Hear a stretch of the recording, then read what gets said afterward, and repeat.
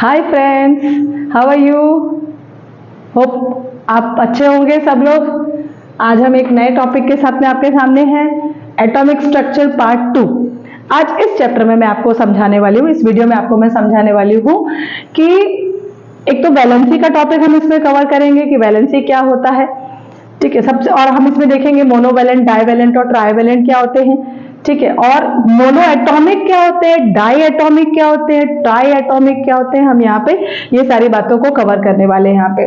तो सबसे पहले आज मैंने जो ये पीरियोडिक टेबल बनाया है, मैं कोई आपको पीरियोडिक टेबल का टॉपिक नहीं समझाने वाली हूँ।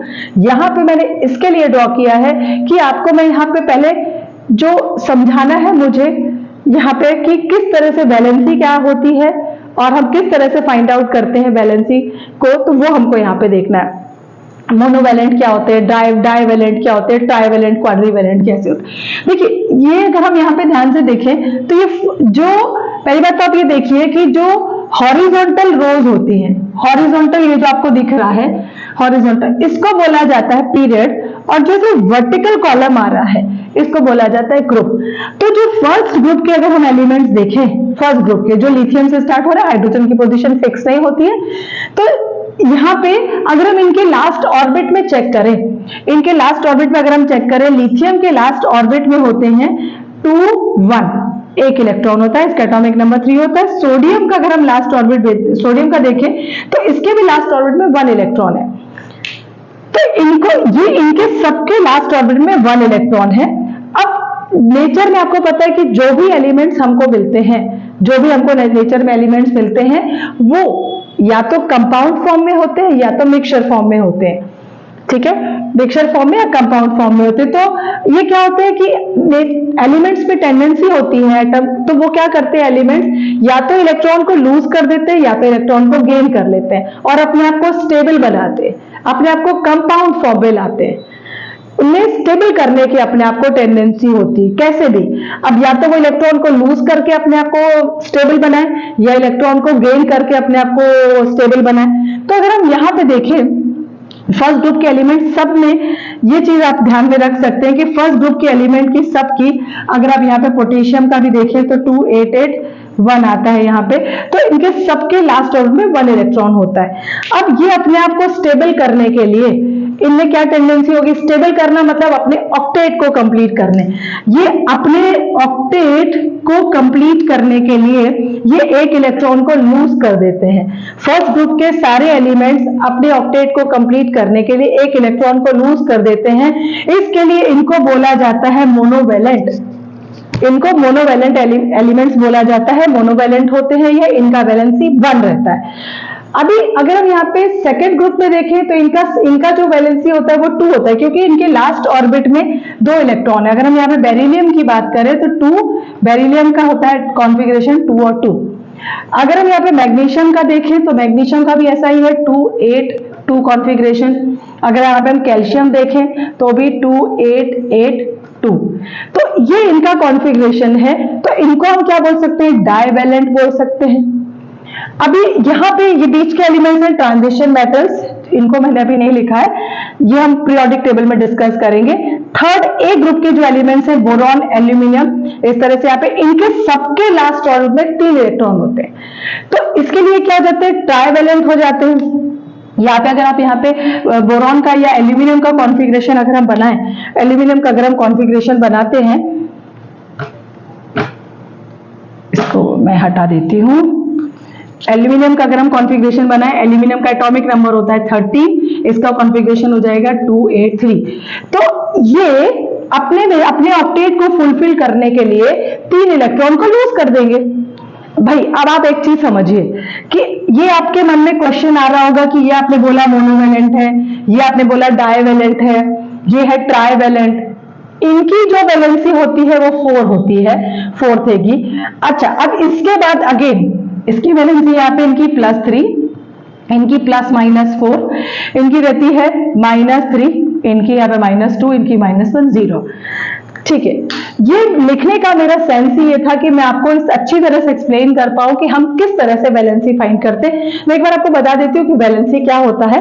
देखिए, the combining capacity of an element or a molecule or an atom of an atom to form a molecule is called valency. Combining capacity of an element or atom is called its valency. वो उसकी valency होती है जो उसकी combining capacity होती है। तो अब यहाँ पे हम इसकी कंबाइनिंग कैपेसिटी क्या देख रहे हैं, किसकी, ये वन किसी को दे सकता है। अब देने की टेंडेंसी इसमें क्यों है, हम सोच सकते हैं कि क्यों है। सपोज आपको मैं एक बहुत अच्छा एग्जाम्पल दूं कि अगर आपके पास में 100 रुपए है, आपके पास में सिर्फ 10 रुपए है, आपको कोई बोले भाई आपको 100 रुपए करना है, तो आप बोलेंगे अरे 90 रुपीज कितना कब जमा होगा, मेरा कब होगा, इससे अच्छा ठीक है क्या करना है, आप ऐसे ही उसको खत्म कर देंगे। लेकिन अगर किसी के पास में 90 रुपीज है, उसको बोला जाए भाई कि आप अपने 100 रुपए करिए, तो 10 रुपए उसको थोड़े समय में अरेंज कर पाएगा, इजी। तो वो क्या अपने आप को 100 रुपए कर पाएगा। तो सेम चीज यहां पे भी फॉलो होती है। अगर आप देखें इसके पास एक ही इलेक्ट्रॉन है, तो ऑक्टेट कंप्लीट करने के लिए इसको 7 इलेक्ट्रॉन की जरूरत है। अब भाई 7 इलेक्ट्रॉन लेना बहुत डिफिकल्ट है, तो एक इलेक्ट्रॉन ये लूज कर देता है अपना। सेम बेरिलियम में भी ऐसा ही है, ये सेकंड ग्रुप के एलिमेंट्स में भी ऐसा ही है कि वो अपने इलेक्ट्रॉन्स को 2 इलेक्ट्रॉन को लूज कर देते हैं। तो हो गया डाइवैलेंट, ये हो गया मोनोवैलेंट, ये हो गया डाइवैलेंट।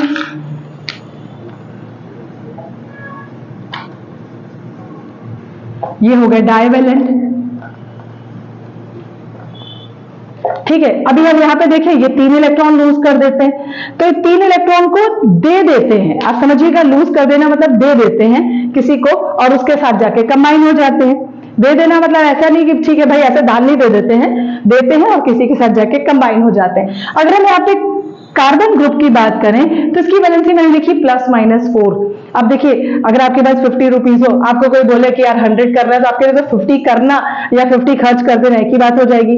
तो यहाँ पे यही चीज है कि यहाँ पे इसके लिए लेना और देना सेम है। तो ये कार्बन ग्रुप के जितने भी एलिमेंट्स हैं ये सब क्या होते हैं, टेट्रावैलेंट होते हैं, और ये इनके लिए ये लूज नहीं करते हैं इलेक्ट्रॉन को, न किसी से एक्सेप्ट करते हैं, ये शेयरिंग करते हैं। इनका क्या काम होता है, यहां तक हमने यहां तक देखा लूज करते हैं, ये क्या करते हैं, शेयर करते हैं। ये इलेक्ट्रॉन्स का किसी के साथ में शेयरिंग करके कंपाउंड बनाते हैं, लेकिन शेयरिंग करके बनाते हैं। अगर हम यहाँ पे नाइट्रोजन ग्रुप की बात करें तो अब इनके पास अगर आप नाइट्रोजन का देखें, अगर हम यहाँ पे 7 एटॉमिक नंबर होता है, इसका कॉन्फ़िगरेशन हो जाता है 2-5। देखिए आप यहाँ पे देख रहे हैं कि एटॉमिक नंबर इंक्रीज होता जा रहा है। यहाँ पे इसका इलेक्ट्रॉनिक कॉन्फ़िगरेशन होता है 2-5। अब इसके पास 5 हो गए, इसको अपना ऑक्टेट कंप्लीट करने के लिए 3 इलेक्ट्रॉन की जरूरत है, तो इसके लिए 3 इलेक्ट्रॉन लेना ज्यादा इजी होगा कि वो किसी को दे उसके कंपेयर में। तो ये 3 इलेक्ट्रॉन किसी से ले लेता है और उसके साथ कंपाउंड फॉर्म कर देता है। तो इसकी वैलेंसी अगेन, इनकी वैलेंसी क्या होती है, 3 होती है, लेकिन क्योंकि इनमें एक्सेप्ट करने की कैपेसिटी होती है, इसके लिए इलेक्ट्रॉन एक्सेप्ट करते हैं, इसके लिए इनकी वैलेंसी -3 लिखी। अगर आप ऑक्सीजन ग्रुप में देखें तो इनमें भी 2 इलेक्ट्रॉन, अगर हम ऑक्सीजन का एटॉमिक नंबर यहाँ पे मैं बनाऊं, ऑक्सीजन का अगर मैं यहाँ पे एटॉमिक नंबर फॉर्म करूं, यहाँ पे कॉन्फ़िगरेशन देखिए, ऑक्सीजन का कॉन्फ़िगरेशन होता है 2-6, ठीक है। तो अब ये जो 2-6 है, इसके पास में 6 इलेक्ट्रॉन है, ये 2 इलेक्ट्रॉन अगर लेगा तो इसका ऑक्टेट कंप्लीट हो जाएगा। तो इसमें भी टेंडेंसी होती है कि 2 इलेक्ट्रॉन ले लेता है और किसी के साथ कंबाइन हो जाता है यहाँ पे। तो ये भी अगेन क्या होगा, यहाँ पे डाइवैलेंट हो जाते हैं। ये 7th A ग्रुप के जो एलिमेंट्स है इनको हैलोजन बोला जाता है। फ्लोरीन से जो स्टार्ट होता है इनको हैलोजेंस बोला जाता है। अगर इनमें देखें, अगर आप यहाँ पे क्लोरीन का देखें 17 एटॉमिक नंबर है, तो क्लोरीन का कॉन्फ़िगरेशन हो जाता है 287। मतलब इसके पास खाली 1 इलेक्ट्रॉन की भाई कमी है, इसके पास 1 इलेक्ट्रॉन की इसके पास कमी है, वो ये किसी से लेके फुलफिल हो जाता है और अपने ऑक्टेट को कंप्लीट कर देता है एंड स्टेबल फॉर्म में आ जाता है। नेचर में जितने भी कंपाउंड है या एलिमेंट्स हैं या जो भी नेचर में मैटर है, वो अपने आप को स्टेबलाइज करना चाहता है, स्टेबल फॉर्म में अपने आप को लाना चाहता है। तो स्टेबल फॉर्म में लाने के लिए ये तरीका होता है। मैंने आपको एटम के स्ट्रक्चर में समझाया था कि न्यूट्रॉन और प्रोटॉन सेंटर में होते हैं, न्यूक्लियस में होते हैं, इलेक्ट्रॉन रोटेट करते हैं। तो इलेक्ट्रॉन को लेके, किसी से लेके या इलेक्ट्रॉन को देके ही एक एटम अपने आप को क्या करता है, स्टेबलाइज करता है। और कितने इलेक्ट्रॉन वो लूज करता है या कितने इलेक्ट्रॉन वो लेता है, उसको उसकी वैलेंसी बोला जाता है। अगर एकदम इजी लैंग्वेज में बोले the combining capacity of an element of an atom और an atom is called its valency.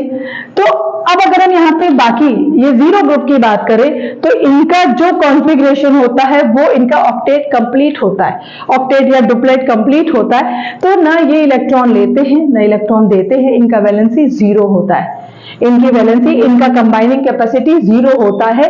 और ये हमेशा सिंगल फॉर्म में ही रहते हैं, अकेले ही रहते हैं, किसी के साथ कंबाइन नहीं होते हैं जीरो ग्रुप के सारे एलिमेंट, राइट। अब हम यहाँ पे जो आपको मैं नेक्स्ट टॉपिक यहाँ पे समझाना चाह रही हूं कि ये हमने यहाँ पे देखा monovalent, divalent, trivalent, tetravalent and tetravalent, quadrivalent, इस तरह से यहाँ पे हमने देखा। अब मैं आपको जो नेक्स्ट टॉपिक नेक्स्ट यहाँ पे समझाना चाह रही हूं कि एटॉमिसिटी क्या होता है। आपको नेक्स्ट टॉपिक मुझे समझाना है कि एटॉमिसिटी क्या होता है। देखिए मैं इसको हटा देती हूं यहाँ पे, तो आपको मैं अच्छी तरह से समझा पाऊंगी कि एटॉमिसिटी क्या होता है। Atomicity, what is atomicity? देखिए जैसे अगर आपने देखा हो हाइड्रोजन हमको H2 के फॉर्म में मिलता है, आपने देखा है हाइड्रोजन H3 के फॉर्म में नहीं होता है, स्टेबल नहीं होता है। ऑक्सीजन हमको O2 के फॉर्म में मिलता है या O3 के फॉर्म में मिलता है। अगर आप इसी तरह से देखें क्लोरीन हमको Cl2 के फॉर्म में मिलेगा, Br2 आपको मिलेगा, ठीक है। अब सोडियम है वो आपको हमेशा सिंगल फॉर्म में ही मिलेगा, या जो इनर्ट गैसेस है हीलियम है वो भी आपको सिंगल फॉर्म में मिलेगा। तो इसकी अगर हम यहाँ पे डिफाइन देखें, अगर एटॉमिसिटी का हम डेफिनेशन देखें कि तो उसको हम क्या बोलेंगे, number of atoms, number of atoms present in one molecule of an element. देखिए जैसे हाइड्रोजन का ये मॉलिक्यूल है, ये हाइड्रोजन का मॉलिक्यूल है। हाइड्रोजन के मॉलिक्यूल में दो एटम्स हैं, मतलब दो एटम्स कंबाइन होके, दो एटम्स आपस में कंबाइन हुए, उन्होंने क्या बना दिया, हाइड्रोजन का मॉलिक्यूल बना दिया, अपने आप को स्टेबल कर दिया और मॉलिक्यूल फॉर्म कर दिया। तो इसको हम क्या बोलेंगे, इसकी एटॉमिसिटी क्या हो गई, 2 हो गई। At the same time oxygen का भी ऐसा ही है कि O और O आपस में कंबाइन हुए, इलेक्ट्रॉन्स का आपस में उन्होंने शेयरिंग किया, कंबाइन हुए और अपने आप को स्टेबलाइज कर दिया और ऑक्सीजन का मॉलिक्यूल बना दिया। फिर अगर यहाँ पे आप क्लोरीन का देखें, क्लोरीन का भी, तो इनको हम क्या बोल सकते हैं कि इनके मॉलिक्यूल में दो एटम्स आ रहे हैं, तो इनको हम क्या बोल सकते हैं, डाई एटॉमिक, इनको बोलेंगे डाई एटॉमिक। लेकिन कुछ ऐसे भी है कि जो शेयरिंग ही नहीं करते, मैंने भी बताया जीरो ग्रुप के एलिमेंट्स होते हैं, या जैसे सोडियम है, हीलियम है, तो ये किसी के साथ कंबाइन ऐसे नहीं होते हैं। तो इनकी इसके लिए अगर आपस में कंबाइन नहीं होते हैं, ठीक है, तो इनको हम क्या बोलेंगे, मोनो एटॉमिक बोलेंगे इनको। मोनोवैलेंट भी है ये सोडियम, और मोनो एटॉमिक मतलब वो सिंगुलर, मतलब एक अकेला ही रहता है, ठीक है, मतलब आपस में वो शेयरिंग नहीं करते हैं। आप इसमें कंफ्यूज नहीं होना आपको, वो शेयरिंग नहीं करेगा, मतलब सोडियम दूसरे सोडियम के साथ ऐसे कंबाइन होके मॉलिक्यूल नहीं बनाएगा, कभी भी इस तरह से नहीं बनाएगा। ये आपके मन में क्वेश्चन आ रहा होगा कि ऐसा क्यों नहीं हो सकता, Na2 क्यों नहीं हो सकता। बहुत अच्छा क्वेश्चन है ये, मैं आपको ये चीज को एक्सप्लेन करती हूँ कि Cl2 हो सकता है, O2 हो सकता है, लेकिन आपने C2 भी कभी नहीं सुना होगा, Na2 भी नहीं होता है, कंपाउंड फॉर्म में होगा। लेकिन अगर अपन यहाँ पे इसके मॉलिक्यूलर फॉर्म में देखें, या इसके अगर अपन एटॉमिसिटी की बात करें, तो सोडियम की एटॉमिसिटी 1 होती है, 2 नहीं होती है। क्यों नहीं हो सकती है? अगर हम यहाँ पे इसका कॉन्फ़िगरेशन देखें, इसका कॉन्फ़िगरेशन होता है 281, इसके लास्ट ऑर्बिट में एक इलेक्ट्रॉन है। अब भाई अगर सपोज मैंने सोचा कि ये Na का एक इलेक्ट्रॉन, दूसरे Na का भी एक इलेक्ट्रॉन है, तो ये तो कहां से इनका ऑक्टेट कंप्लीट होगा? चलो इसने इसको दे दिया, इसने इसको दे दिया, तो भी कंप्लीट नहीं होगा, तो ऑक्टेट तो इनका कंप्लीट होगा ही नहीं। लेकिन क्लोरीन और क्लोरीन जो होते हैं, इनको एक ही इलेक्ट्रॉन की जरूरत है, क्लोरीन को एक ही इलेक्ट्रॉन की जरूरत है, ऑक्सीजन को 2 इलेक्ट्रॉन की जरूरत है, तो वो अपने ऑक्टेट को अच्छी तरह से कंप्लीट कर पाते हैं शेयरिंग करके। तो इसलिए सोडियम मोनो एटॉमिक है। ये मैंने आपको डाई एटॉमिक लिखी है, अगर हम यहाँ पे ट्राई एटॉमिक की बात करें तो जैसे आप O3, एक एग्जाम्पल है O3, ट्राई एटॉमिक हो जाता है, 3 ऑक्सीजन आपस में कंबाइन हो जाते हैं। और अगर हम यहाँ पे और भी अगर हम बात करें तो और भी एलिमेंट्स होते हैं जो पॉली एटॉमिक भी होते हैं। जैसे पॉली एटॉमिक अगर हम देखें, पॉली एटॉमिक में S8, सल्फर का एटॉमिसिटी 8 होता है, मतलब सल्फर के 8 एलिमेंट कंबाइन होकर उसका एक मॉलिक्यूल बनाते हैं। फास्फोरस की एटॉमिसिटी 4 होती है, फास्फोरस के 4 एटम्स आपस में कंबाइन होकर फास्फोरस का एक मॉलिक्यूल फॉर्म करते हैं। इनको हम पॉली एटॉमिक बोल सकते हैं। इसी तरह से कार्बन की भी यहाँ पे उसकी कंबाइनिंग कैपेसिटी 4 है, लेकिन वो उतना स्टेबल कंपाउंड नहीं फॉर्म कर पाता है। कार्बन अगर आपस में 4 इलेक्ट्रॉन का उनको शेयर करेंगे, लेकिन उतना स्टेबल कंपाउंड नहीं फॉर्म कर सकता है। लेकिन अगर आपने देखा हो कि ऑर्गेनिक केमिस्ट्री पूरी की पूरी कार्बन के ऊपर ही है, तो उसमें वहां पे शेयरिंग का प्रॉपर्टी उसमें है। तो ये मैंने आपको बताया यहाँ पे कि मोनोवेलेंट, डाइवेलेंट, ट्राइवेलेंट एंड इस तरह से पॉली, जो हम ये बताया मैंने। फिर देन आपको बताया monoatomic, diatomic, triatomic and polyatomic की बात की अब हमने यहाँ पे। अच्छा, एक और चीज आपको मुझे आज समझाना है, रेडिकल्स क्या होते हैं। आपने अभी देख लिया, आपने समझा एटम्स क्या होते हैं, आपने समझा कि एटम्स क्या होते हैं, फिर आपने मॉलिक्यूल देखा, मॉलिक्यूल क्या होते हैं। इसके बाद हमने मॉलिक्यूल में भी टाइप देख लिया हमने, और इसके बाद आपको नेक्स्ट बता रही हूं रेडिकल्स क्या होते हैं। रेडिकल्स क्या होते हैं और ये किस तरह से फॉर्म होते हैं, ये हम देखते हैं जरा। तो अगर मैं यहां पे एक एग्जाम्पल लूं, रेडिकल समझाने के लिए अगर मैं एक एग्जाम्पल लूं, अमोनियम, ये अमोनियम, ये मैंने एक एग्जाम्पल लिया अमोनियम। ये किससे बना है, अमोनिया से बना है, और अमोनिया का फॉर्मूला होता है NH3। इसको मैं देखिए आपको डॉट स्ट्रक्चर से समझाती हूँ। नाइट्रोजन का जो कॉन्फ़िगरेशन होता है वो होता है 2 and 5। तो मैंने यहाँ पे देखिए इसका बनाया है, यहाँ पे इस तरह से मैंने देखिए इसका डॉट स्ट्रक्चर फॉर्म कर रही हूँ। इसके साथ में यहाँ पे हाइड्रोजन कंबाइन हो गया, इसके साथ देखिए यहाँ पे हाइड्रोजन कंबाइन हो गया, ये देखिए हाइड्रोजन यहाँ पे कंबाइन हो गया इसके साथ में, नाइट्रोजन के साथ में, और नाइट्रोजन ने भी हाइड्रोजन के साथ में शेयरिंग कर दिया, हाइड्रोजन के साथ शेयरिंग कर दिया, अपने ऑक्टेट को कंप्लीट कर दिया। अभी अमोनिया तो स्टेबल कंपाउंड हो गया, उसको तो किसी चीज की जरूरत ही नहीं है।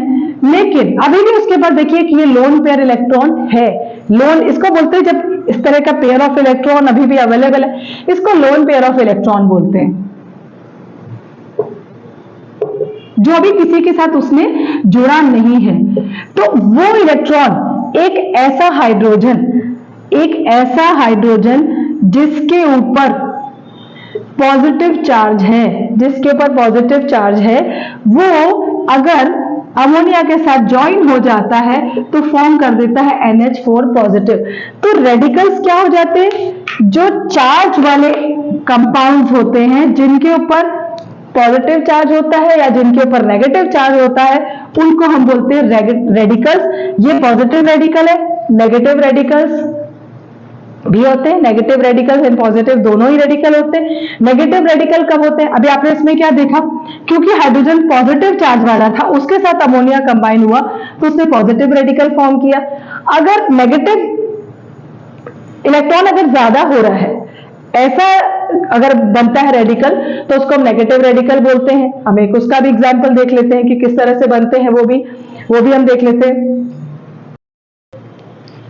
देखिए हम नेगेटिव रेडिकल की बात करें,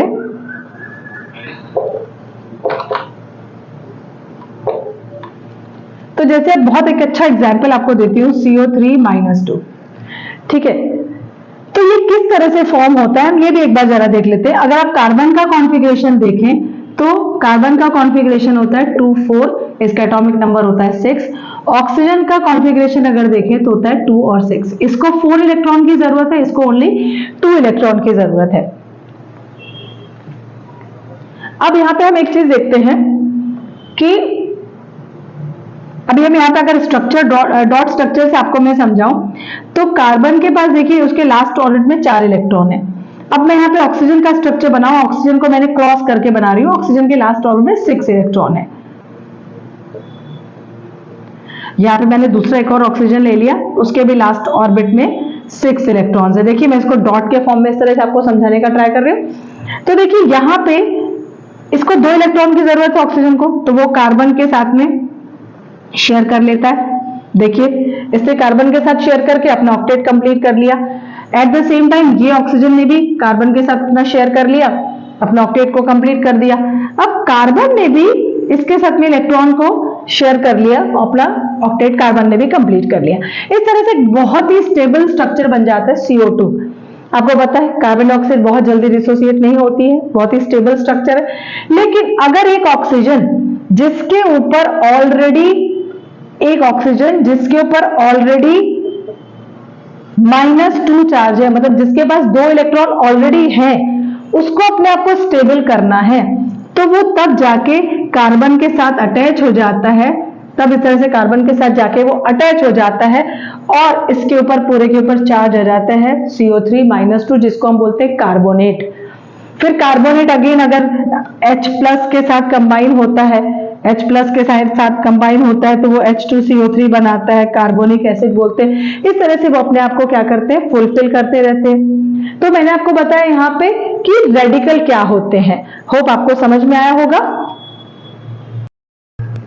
हमारा इसमें एक और टॉपिक अभी रह जाता है, वो टॉपिक रहता है वेरिएबल वैलेंसी का। जैसे मैंने आपको वैलेंसी थोड़ी देर पहले समझाया, combining capacity of an element to form a stable compound. तो यहाँ पे हम देखते हैं कि कुछ एलिमेंट्स होते हैं जो वेरिएबल वैलेंसी शो करते हैं। अब वेरिएबल वैलेंसी जैसे आपको पता है क्यूप्रस एंड क्यूप्रिक। देखिए इसके लास्ट में अस लगता है, इसके लास्ट में इक लगता है, इक, RIC, इक। फिर फेरस एंड फेरिक, ठीक है, इक लग रहा है यहाँ पे लास्ट में। देखिए ये भी आपको मैं बताऊंगी कि कई बार 2 वैलेंसी भी होती है, कभी कभी उनकी 3 वैलेंसीज भी होती है। तो जिसमें अस अगर सफिक्स लग रहा है तो वो स्मॉलर वैलेंसी होगी। जैसे फेरस की वैलेंसी होती है +2, फेरिक की वैलेंसी होती है +3। क्यूप्रस स्मॉलर वैलेंसी है, क्यूप्रिक हायर वैलेंसी है। जितने भी मेटल्स होते हैं जनरली जो वेरिएबल वैलेंसी शो करते हैं वो मेटल्स ही शो करते हैं। उसका रीजन होता है कि इनके जो भी इलेक्ट्रॉन्स होते हैं वो इनके लास्ट ऑर्बिट में इतने सारे इलेक्ट्रॉन हो जाते हैं कि न्यूक्लियस उनको होल्ड नहीं कर पाता है। न्यूक्लियस के उतना उसमें होल्डिंग पावर नहीं रह पाता है। तो समटाइम्स इसमें से 2 इलेक्ट्रॉन निकल जाते हैं। अगर 2 इलेक्ट्रॉन रिमूव हो गए तो फेरस हो गया उसमें से, या स्मॉलर वाला वैलेंसी हो गया अस वाला। अगर 3 इलेक्ट्रॉन जैसे अगर आयरन में निकल गए तो वो फेरिक बना देता है वहां पे। इस तरह से क्यूप्रस क्यूप्रिक होता है, प्लम्बस प्लम्बिक होता है। इस तरह से इनकी वेरिएबल वैलेंसी आती है। और जो भी मेटल्स हैं वही वेरिएबल वैलेंसी शो करते हैं, क्योंकि मेटल्स के ही लास्ट ऑर्बिट में बहुत सारे इलेक्ट्रॉन होते हैं और उसकी वजह से ये जितने भी एलिमेंट्स होते हैं ट्रांजिशन मेटल्स जिनको बोला जाता है वो वेरिएबल वैलेंसी शो करते हैं। होप आपका वीडियो बहुत अच्छा लगा होगा, आज आपको समझ में आया होगा। अगर आपको कोई कमेंट हो तो आप मुझे लिख सकते हैं कमेंट सेक्शन में। Thank you.